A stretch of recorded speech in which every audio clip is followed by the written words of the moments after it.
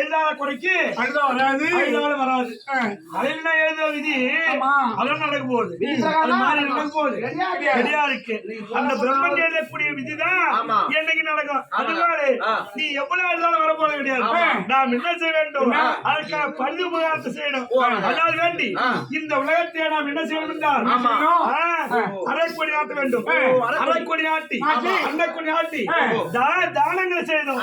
அது என்ன தானம்? 32 வகை தானங்கள் உண்டு.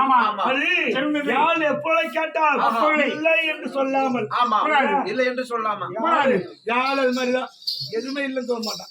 கேட்டதை அந்த மாதிரி தானத்தை சிறந்தவன். இல்லை என்று சொல்லாமல் ஆமா இல்லை என்று சொல்லாமல் கொடுக்கக்கூடிய தானத்தை செய்ய வேண்டுமா? அது என்னது? உலகமெங்கும் அரைக்கொடி அன்னக்கொடி நாட்டி யார் சொல்லி வழிபாடு யார் வந்தாலும் எதை கேட்டாலும் எந்த இதை கேட்டாலும் வழங்கணும். தானம்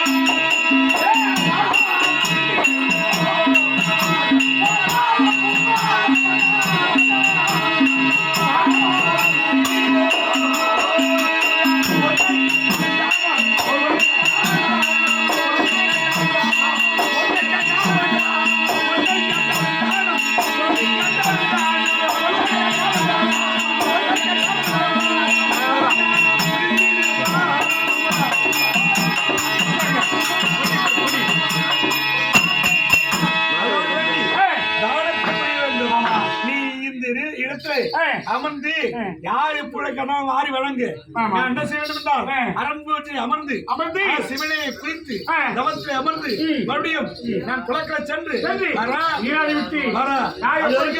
யார் எப்பொழுதை காட்டாலும் அவள் விருப்பத்திற்கிணங்க யாரா அவள் விருப்பத்திற்கிணங்க தானத்தை செய்ய வேண்டும். சரியா போயா ஐயா புரிவா